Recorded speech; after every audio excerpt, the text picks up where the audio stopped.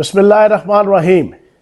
मैंने आज से कुछ दिन पहले एक वीलॉग करके बताया था कि पाकिस्तान के ख़िलाफ़ होने वाली बहुत सी साजिशों में से एक साजिश बलूचिस्तान में BLA के ज़रिए से मुल्क दुश्मन ताकतें कर रही हैं और BLA अपने ही जंगजुओं को लापता करके या ईरान के अंदर और अफ़गानिस्तान के अंदर जो ट्रेनिंग कैंप्स हैं वहाँ पे भिजवा कर पीछे अपनी जनाब सोशल मीडिया टीम और ख़वातीन को और मुख्तलिफ़ अफराद को और बुज़ुर्गों को वो मीडिया के सामने लाकर ये वावेला मचवाते हैं कि हमारे प्यारे लापता हो गए हैं, और फिर रियासत पाकिस्तान को और पाकिस्तान की सिक्योरिटी फोर्सेस को पूरी दुनिया के अंदर पाकिस्तानी मीडिया में भी और इंटरनेशनल मीडिया में भी वो फिर जनाब जग हसाई का सामना करवाते हैं। अब इसका प्रूफ जो मैंने अपने वीलॉग में कहा था उसमें कुछ लोगों ने बड़ा मेरे पे इतराज़ किया था कि आपको इन लोगों के हवाले से ये बात नहीं कहनी चाहिए थी जो मारंग बलोच यहाँ पर पाकिस्तान इस्लामाबाद के अंदर धरना दे के बैठी थी। लेकिन मेरी बात का प्रूफ एक अफ़गानी लड़की ने दे दिया।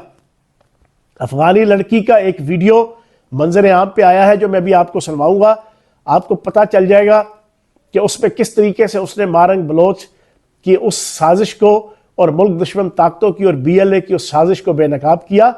और फिर सबसे इंपॉर्टेंट चीज़ ये कि उस अफ़गानी लड़की ने पाकिस्तान की आवाम को फ़ौज की अहमियत और रियासत और रियासती रिट की अहमियत रोते रोते जनाब वो समझा भी दी और सुना भी दी। अभी आप ज़रा उस अफ़गानी लड़की की ये वीडियो देखें। अस्सलामुअलैकुम। मैंने 6 जनवरी 2024 को एक ट्वीट किया।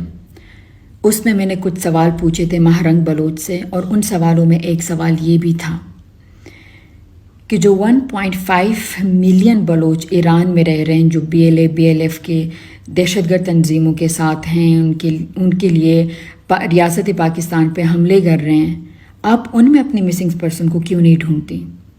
तो उसका जवाब 18 जनवरी 2024 को मारंग बलोच ने दिया कि ईरान में जो दहशतगर्द तंजीमों के ठिकानों पर आर्म फोर्सेस ने बमबारी की है उसमें जो लोग हलाक हुए हैं उनके लवाहिकीन इस्लामाबाद में धरने में बैठे हुए हैं। पश्तो में कहते हैं द द्रूग सफ़र लंडवी, और बेशक अल्लाह बरहक है, इसीलिए मारंग बलोच जैसा ड्रामा पूरी दुनिया के सामने आज बेनकाब हुआ है। मैं जब अपने वतन की बात करती हूँ तो मैं हमेशा इमोशनल हो जाती हूँ, क्योंकि मैंने अपने मुल्क को बर्बाद होते हुए देखा है और देख रही हूँ। लेकिन पाकिस्तानियों ने इस मुल्क के दर्द की छोटी सी झलक देखी होगी उस दिन जिस दिन ईरान ने हमला किया पाकिस्तान पे। तो आप सब ने किसकी तरफ देखा कि आपकी धरती माँ, वतन जो माँ है, उसका बदला कौन लेगा, उसका जवाब कौन देगा? किसी पॉलिटिशियन की तरफ नहीं देखा आप लोगों ने, अपने आर्म फोर्सेस की तरफ देखा। और जब उन आर्म फोर्सेस ने उन दहशतगर्द तंजीमों के ठिकानों को निशाना बनाया और उनको हलाक किया, तो आप सबके सर फख्र से ऊंचे हुए कि नहीं? इसीलिए बार बार आप लोगों से रिक्वेस्ट करती हूँ कि अपने मुल्क, अपनी रियासत और अपने आर्म फोर्सेस के साथ खड़े रहें, उन्हें सपोर्ट करें। वतन है तो सब कुछ है। आपने वो वीडियो देखी, क्या आपने मैसेज लिया? मेरी बात सच्ची साबित हो गई।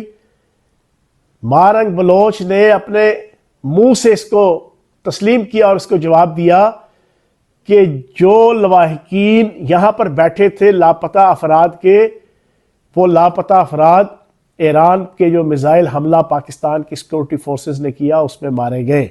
वो वहाँ पर दहशतगर्दी की ट्रेनिंग लेने के लिए ट्रेनिंग कैंपों में मौजूद थे, और उन्हीं ट्रेनिंग कैंपों पे पाकिस्तान की सिक्योरिटी फोर्सेस और एयरफोर्स ने हमला किया था।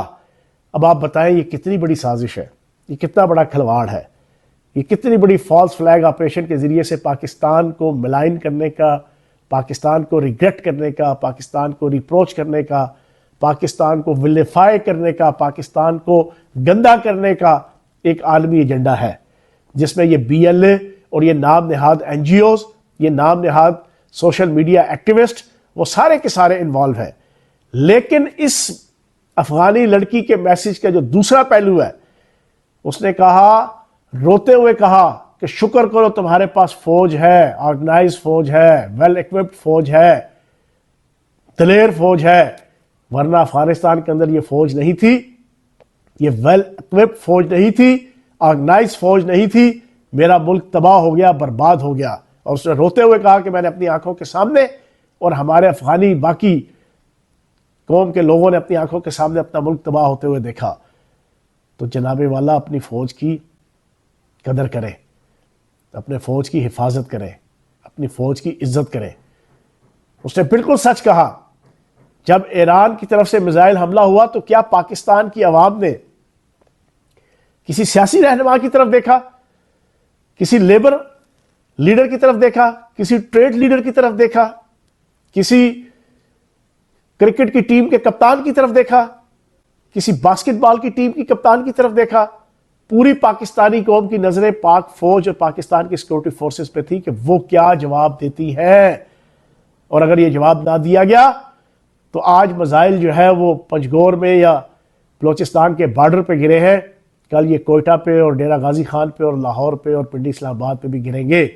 और जब यहां गिरेंगे तो फिर हमारे बच्चे और हम मुतासर होंगे। तो पाकिस्तान की आवाम ने पाकिस्तान की फौज की तरफ देखा। तो खुदा का वास्ता है, पाकिस्तान की फौज की कदर करें।